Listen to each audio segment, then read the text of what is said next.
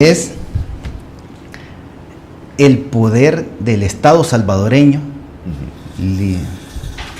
los órganos ejecutivo, legislativo y judicial, que están enfilados en un mismo punto, que es combatir el terrorismo, combatir la economía criminal y combatir a esta insurgencia criminal que había creado un Estado paralelo terrorista. Entonces, en el caso actual, vemos que el Estado salvadoreño se está fortaleciendo y está llegando a todos los sectores de este país. Hay algo que se llaman los cubos. Entonces, en esos cubos, lo que usted ve es ayuda médica, esparcimiento y otras actividades. Es decir, que el Estado está en comunión con la comunidad. ¿Y eso qué permite? Permite que el tejido social, que estaba totalmente fracturado, se reconstruya. Y esta reconstrucción nos deja ver que se puede lograr en el corto y mediano plazo. Hablábamos de los derechos humanos, que los organismos internacionales, ONGs, se enfocan en el respeto a los derechos humanos de los pandilleros, pero se invisibiliza o se minimiza los derechos humanos de las víctimas.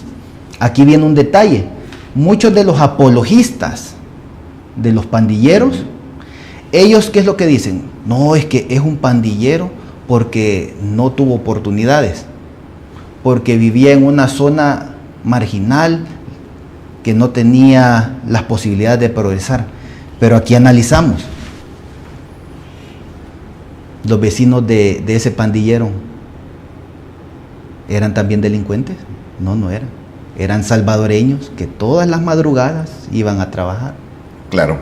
Entonces, esa apología de decir es pandillero porque no tuvo las oportunidades, queda totalmente destruido ese argumento. ¿Por qué? Porque estos pandilleros aterrorizaron a sus mismos vecinos. Hay infinidad de historias en El Salvador, en los municipios donde hubo mayor criminalidad, que le pueden decir que eso era casi como en las películas de bandidos, o como en países donde un grupo delincuencial es el que domina todo. Sí. Así se vivía en estas colonias por parte de los pandilleros. Me voy a quedar con eso, Daniel. Sin embargo, quisiera que exploráramos un poco más adelante, después de la participación, que tenemos buena participación de nuestros televidentes, ese nuevo rol que va a tener la seguridad. Sí. ¿Cómo va a enfrentar esa parte? Vamos a dejarlo para un poquitito más adelante, pero quiero también dar a conocer, gracias por enviar sus mensajes a través de WhatsApp o de YouTube también. Gracias por estar siempre en contacto con nosotros. Desde Santa Tecla pregunta Luis Flores: saludos al invitado. Qué bueno que Cronio traiga a la pantalla analistas profesionales para la reflexión de la realidad nacional. Los otros medios solo reciclan viejos políticos que ahora se creen analistas. Desde Ciudad Merliot, Laura Castro: ¿qué pasa con las personas capturadas ilegalmente que aún después de 2 años no se han depurado este proceso? También pregunta desde San Miguel, Saúl Olivares, dice: qué bueno ver al invitado López, es un señor muy preparado, le deseo mucha suerte. Desde San Salvador, Melvin Zelaya: me gusta el análisis de hoy, en realidad hoy empezamos a vivir nuestra independencia, antes vivíamos sometidos por las maras. Le pregunto al invitado: ¿se pueden recuperar a todos estos pandilleros para una futura reinserción a nivel nacional? Es más o menos lo que estábamos hablando hace un momento. Sí. También pregunta desde el Puerto de la Libertad, Carolina López: las pandillas dominaban todos los ámbitos.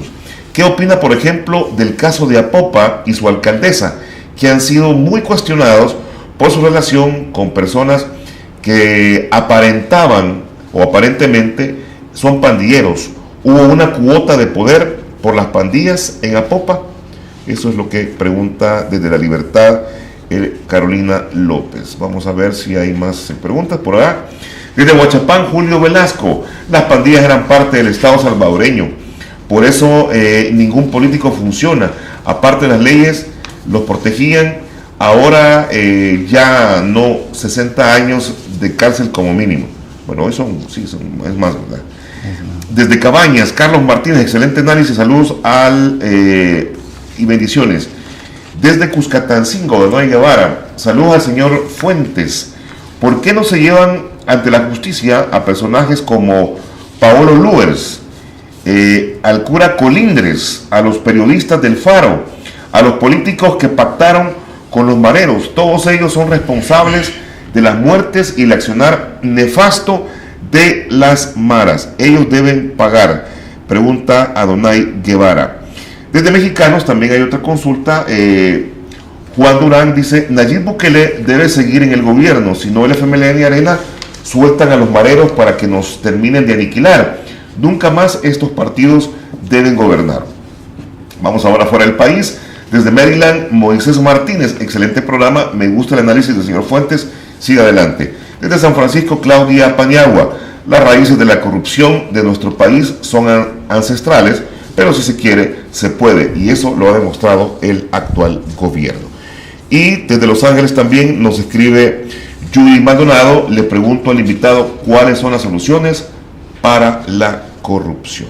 Bueno, ahí hay varias interrogantes también. Sí. Bueno, en primer lugar, muchas gracias a los saludos, a los buenos deseos y a los buenos conceptos. Muchas gracias. Estamos acá para hacer un mejor El Salvador desde un punto de vista académico, didáctico, pedagógico, hacer análisis no con tendencias políticas, sino análisis técnicos en el sentido de que tenemos la teoría, pero aplicado en la realidad. Desde la sociología, básicamente, ¿verdad? Sí, así es. Uh-huh. Sí. Entonces, en el caso de El Salvador, hay algo bien importante. Uh-huh. Y es ese nuevo El Salvador. Las pandillas fueron un estado paralelo criminal que se permitió. El gobierno del presidente Nayib Bukele y felizmente todos los órganos del Estado apuntaron a erradicarlos. Entonces, esa estructura criminal se está desmenuzando y se está destruyendo. ¿Cuánto cree que haga falta? Perdón. Ese es el punto al que queremos llegar.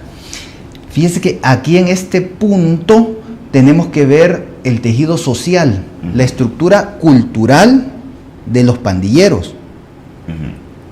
Ya hablamos de que la pandilla es una organización criminal, pero sus miembros, aquí ya estamos hablando del individuo, ellos en el argot de ellos se le llama clecha, es decir, que es el adoctrinamiento. Esa es la palabra. El concepto. Se les adoctrina. Entonces, se les brincaba, es decir, los 13 segundos, 18 segundos de golpiza o cometer un asesinato. Por lo tanto, hay una gran posibilidad de que un buen porcentaje de todos estos pandilleros tengan por lo menos un asesinato en su vida. ¿Y eso qué significa? Que aunque no se judicialice por ese asesinato que por autoridades anteriores quedaron impunes, hoy por pertenecer a la pandilla sí va a cumplir su tiempo en prisión. Pero no es solo el hecho de estar en su tiempo en prisión, sí, porque antiguamente estaban delincuentes que tenían 500 años de cárcel, pero que tenían todos los servicios y todas las facilidades. Ya hemos visto los centros penales, los videos donde se les hacía pornofiestas y se les daban otras facilidades. En cambio ahora usted los ve a estos pandilleros en el SECOT y ve una acción diferente. Perdón, ya que usted habla de esas situaciones que se dieron en el pasado, hay una pregunta desde Cucatancingo de Adonai Guevara donde dice: saluda señor Fuentes, ¿por qué no se llevan ante la justicia a personajes como Paolo Luers, el cura Colindres, y menciona a los periodistas del Faro? Pero yo me quedaría con el primero, que creo que también de una u otra forma ha tenido vínculos que yo no sé quién lo metió ahí, pero él, ¿qué pasa con esta gente? Porque usted hizo una mención de los vecinos. Usted decía, podrían pensar, el vecino también podría haber sido pandillero. No, ¿verdad? Pero ¿y esta gente que ha tenido participación directa? Porque Colindres estuvo en la famosa tregua, que fue ilegal, obviamente. Y el señor Luers, carácter de mediador, no sé quién se lo dio, pero ahí estaba fungiendo. Entonces, ¿cómo ver a estos personajes? Sí, sinceramente, en ese caso serían las autoridades las que tendrían que hacer el análisis respectivo, porque como nosotros, desde el punto de vista académico, podemos... Sí. Solo podemos ver ese aspecto. Entonces, ahí sí serían las autoridades las que tendrían que señalar, enjuiciar o lo que sea. Ahí sí no podríamos opinar, porque si no, hasta a esos niveles no sabemos qué sucedió. Pero lo que sí podemos ver es que en el Estado salvadoreño hay fortaleza, sí, y hay una visión por parte de los individuos, de los salvadoreños. Estos salvadoreños hemos visto en los últimos meses cómo las personas toman video del pandillero que llega a extorsionar. Es el empoderamiento que decía. Es el empoderamiento, Tania, gracias de la población, ¿verdad? El empoderamiento que está teniendo el salvadoreño, la salvadoreña, porque mira un Estado fuerte. Entonces, el salvadoreño, la población que vive en los municipios que antiguamente eran zonas rojas de peligro y muerte por la presencia de las pandillas y por la no presencia del Estado, policía, salud, educación, esparcimiento, etc. Ahora vemos que la gente toma video del pandillero que llega a extorsionar y prácticamente no es una cámara de seguridad, sino que el teléfono. Se está creando una cultura de la confianza. Es una cultura de denuncia. Ajá. Es una cultura de denuncia y una cultura de confianza, pero es una confianza al Estado. Los salvadoreños creen en el Estado salvadoreño, gracias a que sus líderes hacen acciones que son lógicas y que son consecuentes con el discurso. Se va a combatir el terrorismo, se dice en discurso, pero se capturan a todos los pandilleros y se llevan a la justicia. Sí. Entonces, ahí vemos que la población salvadoreña se da cuenta de que el discurso está fundamentado y está basado en hechos, y esos hechos son los que le permiten al salvadoreño tener una visión de país donde se puede dar la denuncia y donde el salvadoreño tiene la certeza de que esa denuncia no va a ir a parar al pandillero donde le van a decir: allá la señora tal, el señor tal, allá te acaba de denunciar, y desaparecían o eran asesinados. No, hoy no. Hoy la gente llega, toma video, lo denuncia, y el Estado salvadoreño, a través de los ministerios correspondientes, sí, hace una captura inmediata. Entonces, esa es una cosa fundamental. Podríamos decir que el tejido social salvadoreño se rompió, se destruyó por más de 30 años, porque hay que agregarle los 12 años de conflicto interno. Los 10 años. Sí, 12 años de conflicto interno. Entonces estamos hablando de por lo menos 40 años de un tejido social completamente desbaratado, donde la violencia era uno de los puntos que servían para resolver problemas. Bueno, hay otras preguntas que tal vez las podemos contestar así un poquito rápido, porque por ejemplo, Melvin Zelaya, desde San Salvador, decía si se puede recuperar a todos estos pandilleros para un futuro reinserción social. ¿Se podría hacer esto?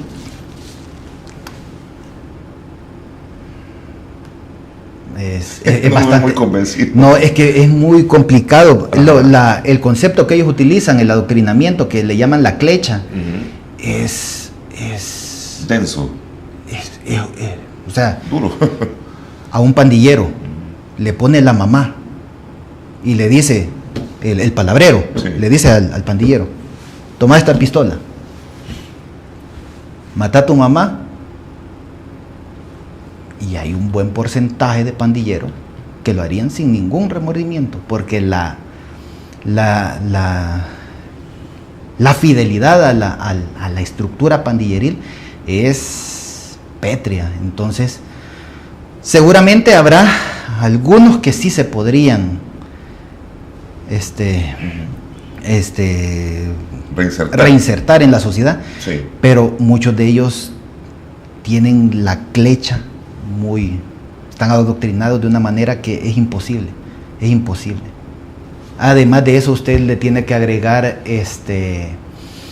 ya las sociopatías, las psicopatías. Entonces no es solo el convencimiento a que la estructura criminal es mi familia, es mi todo. Un lema de estos grupos es: por mi madre nací, por mi barrio moriré, o por mi mara moriré. Se hacen 3 puntos: la muerte, el hospital o la cárcel. O sea, ellos están conscientes. Entonces, si una persona está consciente de algo, está adoctrinada. Y si esta persona está adoctrinada, significa que difícilmente va a cambiar. Por eso es importante que estos grupos estén alejados de la sociedad y que no tengan la posibilidad de comunicarse. Porque, como le mencionaba al principio, ellos dicen: no, vamos a pasar el agua, ya va a pasar. Pero aquí vamos a ver un estado fuerte salvadoreño, donde ese pasar el agua se le va a hacer el 2030, se le va a hacer el 2040, se le va a hacer el 2050, y ahí va a estar todavía un octogenario esperando que ya se va a quitar esto. Entonces Daniel, cuando usted hace el planteamiento, a mí solo me surge la siguiente idea, que hay un elemento que por un momento fue utilizado y demostró la capacidad que estos grupos también tenían, y me refiero a la famosa infiltrarse en las instituciones públicas y privadas. Incluso yo recuerdo que hubo en la Fuerza Armada varias detenciones al respecto, y también hasta en la escuela militar se capturaron, se detuvieron a pandilleros que se habían ingresado como cadetes ahí. Entonces, esto también en este momento se ha podido cerrar, se han puesto candados como que para que no hayan infiltrados en el gobierno, no haya un olor que se pueda percibir que hay gente que hay infiltrada. Para eso existen las tecnologías y todo el aparataje que un Estado fuerte puede aplicar. Las pandillas, al tener cerca de 30 años de evolución y funcionamiento, estamos hablando de que los cabecillas principales, que hoy tendrán entre 60 y 50 años, son abuelos, y muchos de sus nietos son pandilleros. Entonces estamos hablando de que su nieto, ¿cuántos años tendrá? 18, 15 años, que ha vivido bajo el concepto de la pandilla. Entonces, estas organizaciones, al ser paralelas al Estado, pero al tener un objetivo propio, que es mantener su economía criminal y mantenerse en el poder de los territorios, porque eran una insurgencia criminal, buscaban empoderar a sus miembros. En algunos casos se iban a la universidad. ¿Y qué estudiaban? Estudiaban medicina, estudiaban ciencias jurídicas. ¿Para qué? Para a la postre, en un atentado, en un par de balas que le caían a un miembro, ir a una clínica de ellos, o que un abogado que era miembro de la estructura les ayudara. Entonces se entretejió bastante. Lo que aparece en la parábola del trigo y la cizaña se aplica en el caso salvadoreño, porque estas pandillas se empoderaron, se les permitió crecer, algunos sectores se enriquecieron con la violencia. Entonces, actualmente, al tener un Estado fuerte, vemos que es fácil, no es fácil, sino que es posible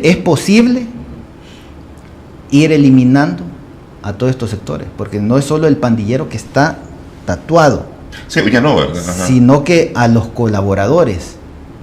Entonces, en el caso salvadoreño, pues el Estado, al fortalecerse, va a crear, o ha creado, mejor dicho, todas esas herramientas para evitar que ingresen a los diferentes ministerios que están en pro de la lucha contra estos mismos. Bueno, me quedo debiendo la respuesta del papel que tendrán ahora, pues, sobre todo la Policía Nacional Civil, con esta nueva transformación, porque obviamente si un combate a la delincuencia obviamente es permanente, pero es de diferentes aspectos, ya no va a ser como el que se tenía en el pasado, de toda una estructura que de una u otra forma ameritaba inversión, y esto va a ir en reducción, esperaríamos los salvadoreños. Pero ¿qué papel tiene la policía? Y obviamente la Fuerza Armada, que de una u otra forma ha sido utilizada para esto y que se fundamenta en el artículo 168, inciso 12 de la Constitución, ¿verdad? Porque incluso, más o menos lo tengo por acá, que al disponerse el presidente de la Fuerza Armada para los fines que sean necesarios, se limitará por un tiempo a la medida de los estrictamente necesarios para el establecimiento de orden. O sea, si se recupera esto, la Fuerza Armada tendría que hacerse a un lado y se deja a la policía. Pero, ¿cuál es el reto que se tiene con relación a qué tipo de profesionalismo hay que tener para enfrentar a la nueva delincuencia que venga? Aquí hay un detalle, porque se tiende a separar Fuerza Armada, policía, pero todos son miembros del Estado salvadoreño. Sí, pero las atribuciones son totalmente diferentes. Pero en el caso salvadoreño, por ejemplo, tenemos el artículo 212 de la Constitución, que menciona que una de las misiones de la defensa, que en este caso la Fuerza Armada, es la soberanía del Estado y la integridad del territorio.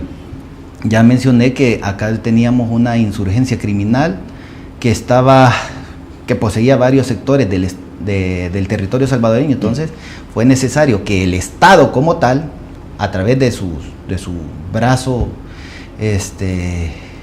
punitivo, lograra erradicarlo. Entonces, las funciones de la Fuerza Armada son constitucionales, están amparadas en estos artículos, y pues la Fuerza Armada, en el caso salvadoreño, no solo ha estado en la parte de apoyo a la seguridad, a la Policía Nacional Civil, al Ministerio de Seguridad, sino también en otros aspectos. Por ejemplo, en la pandemia del COVID-19, la logística que tiene la Fuerza Armada fue la que permitió posibilitar al Estado salvadoreño tener la capacidad de vacunar a todas las personas. Otro ejemplo también es, ¿recuerdan la plaga de langostas? Eso es agricultura. fue la Fuerza Armada la que apoyó en eliminar esta crisis de langostas que venía. Pero tal vez mi pregunta va encaminada a la parte netamente de seguridad pública, porque yo entiendo que obviamente la Fuerza Armada ha sido de apoyo, pues en los terremotos también hicieron su parte, en las inundaciones también hacen su parte, y con unidades transportadas ayudan a evacuar a las personas, y obviamente prestan un servicio de una u otra forma social que no se va a poner en discusión. Pero voy al trabajo de seguridad pública, o sea, obviamente la policía es el único cuerpo de seguridad que existe en el país, no hay otro más según la Constitución, y este va a tener que enfrentar de una u otra forma algún tipo de cambio o de transformación. ¿Por qué? Porque no va a tener esa visión de combate a la delincuencia como la que tiene en este momento. Y obviamente la Fuerza Armada, por su característica, tiene que estar presta para enfrentar cualquier amenaza o a la soberanía nacional. Pero vamos al punto de la seguridad como tal y el papel de la policía. ¿Qué va a cambiar en esto o qué debería de cambiar? Usted ha mencionado un elemento importante, y es ese hecho del combate, de la lucha contra estos grupos criminales. Tenemos una institución como es la Fuerza Armada, respetuosa de los derechos humanos. Y eso se puede ver en el apoyo que le da la población. Una Fuerza Armada donde las personas, la población, le tiene confianza. La Fuerza Armada, al ser parte del Estado, está apoyando en tareas de seguridad. Y en el caso de esta guerra contra las pandillas, vemos que hay un completo respeto a los derechos humanos del Estado salvadoreño frente a los pandilleros. ¿Por qué? En cualquier guerra lo que hay son bajas, cientos de muertos, heridos, pero en el caso salvadoreño llevamos 70,000 capturados. En otros países serían 70,000 muertos, pero en el caso salvadoreño se capturan.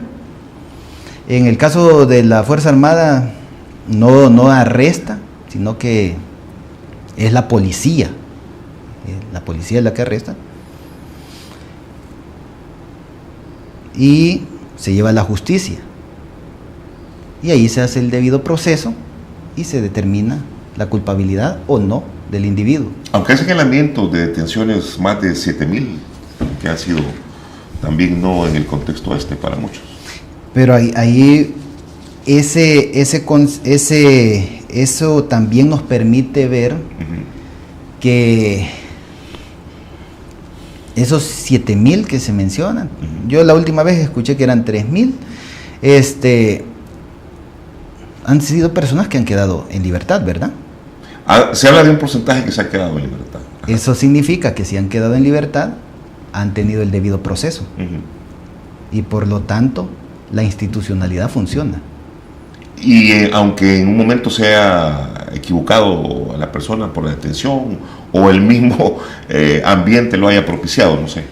Porque esa es la demanda que hay, pues. Ahí sería de ver casos específicos, pero a grosso modo, si yo tengo un porcentaje que ha salido, que se le ha demostrado que no es miembro de ninguna estructura y ha salido libre, o sea, no se le ha decretado ninguna medida, significa que están funcionando las instituciones, porque en otro caso podrían solo tomarlos a todos y decir no, ya 100% de pandilleros, pero tenemos un Estado garante de los derechos humanos, porque le respeta los derechos humanos al delincuente en el sentido de que no hay combates, sino que se les arresta. Garante de los derechos humanos de la población salvadoreña honesta y trabajadora, en el sentido de que le quita ese cáncer. Garante de los derechos humanos porque tenemos una Policía Nacional Civil y una Fuerza Armada que están adoctrinadas en el sentido de respetar los derechos humanos. ¿Y cuál es el derecho humano fundamental? La vida. ¿La vida de quién? De los civiles, gente que fue víctima de los terroristas, pero también se le respetan los derechos ahí. Entonces vemos un Estado fuerte, un Estado donde sus dos brazos, Fuerza Armada, Policía Nacional, trabajan en colaboración y permiten hacer este trabajo en común. Y luego tenemos la parte judicial, donde 3.000, 7.000 personas se han capturado, pero han quedado en libertad. Significa que hay un proceso transparente, donde el que está aún, o el que se le ha fichado, o el que ya está condenado, significa entonces que sí hay todo ese conjunto de pruebas que permitieron su detención. Bueno, yo tengo más preguntas, pero el tiempo ya nos pasamos un poquito, pero quiero agradecerle de veras que nos haya acompañado esta mañana y haber conversado de estos temas. Creo que la gente también estuvo muy atenta, porque hubo varias preguntas, dejamos algunas sin responder, pero vamos a juntarnos de nuevo para que sigamos analizando todos estos temas y que usted nos siga dando esos aportes. Ya la gente lo ha identificado y creo que ha parecido interesante el hecho de que usted nos acompañe. Así que, Daniel, un gusto de veras que me haya acompañado, y lo voy a decir ante cámara, con su papá fuimos compañeros, ¿verdad? Era periodista también, Daniel. Sí, en Teleprensa. En Teleprensa. Y en Cadena Horizonte también, ya hace unos 100 libros atrás más o menos. Sí, ya en la década de los 80. Sí, así es. Bueno, interesante que haya todavía ahí un par de relaciones con algunos colegas que en el pasado también desarrollaron esta labor periodística. Pero muchas gracias nuevamente, muy fino por acompañarme. Muchas gracias. Sí. Entonces, muchas gracias, pueblo salvadoreño, personas que han estado acá, que me dieron palabras de bienvenida, porque es la primera vez que me entrevistan. Y pues menciono, desde el punto de vista académico y técnico, podemos hacer un análisis criminológico real, sin tendencias políticas o sin buscar apoyar a un sector o a otro sector, sino que desde el punto de vista académico, en el caso salvadoreño actual, el presidente Bukele está haciendo un trabajo formidable, él como líder transformacional, que eso también es un punto que hay que tomar en cuenta. Lo vamos a incluir en la agenda. Porque él como líder, y que ha colocado al ministro de Seguridad, al señor ministro de Defensa, que son brazos fuertes, que han permitido manejar y combatir esta insurgencia criminal, esta insurgencia que buscaba una economía perversa. Bueno, muchas gracias también a ustedes por ser parte de este espacio informativo. Yo le invito a que nos juntemos próximamente en una emisión más de El Salvador Today. Por ahora es todo, muchas gracias, y recuerde, mañana 15 de septiembre somos libres, pero en Cristo. Para todos, buenos días.